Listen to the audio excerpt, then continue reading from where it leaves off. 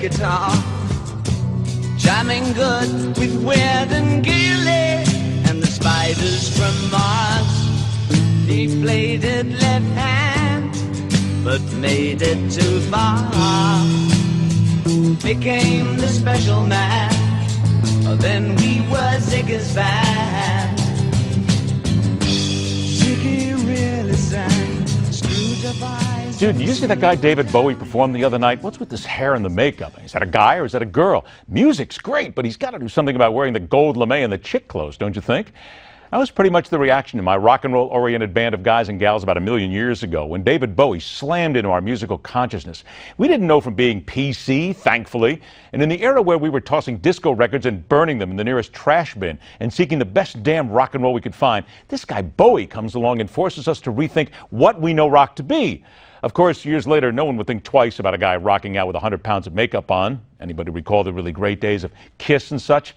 But at the time, we didn't know what to make of David Bowie. For a time, some might have even thought he really had hooked into an alien life form named Ziggy Stardust and brought this guy to Earth. This is names that's on the ground control. I'm stepping through the door. Floating in a most peculiar way, and the stars look very different today. Oh, here am I floating in my chair.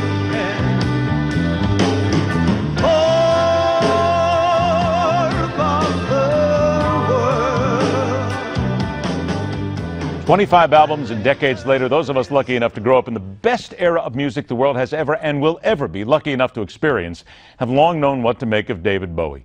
Far too often in this world we use words such as great, revolutionary, legendary to describe heroes of the moment that are truly nothing more than passing fads.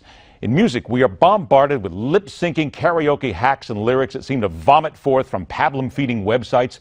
The current generation of music wouldn't know what creativity is if it bit them in the frontal lobes because most of the so-called talent has been generationally dumbed down into the how much money can I take from these suckers before they learn what a no-talent fraud I am genre. This was different.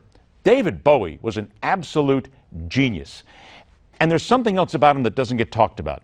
He was somebody who never really discussed his individual accomplishments.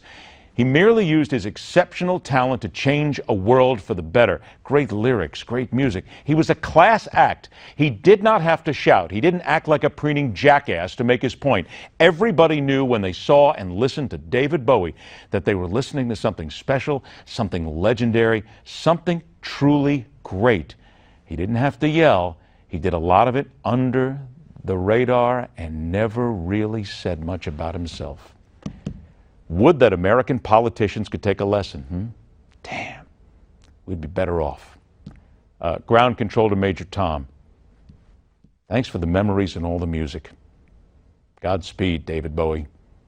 Telling it like it is. Rock on, true believers. Thanks for joining us. We'll see you back here tomorrow night on the fastest 60 minutes in news, The Hard Line.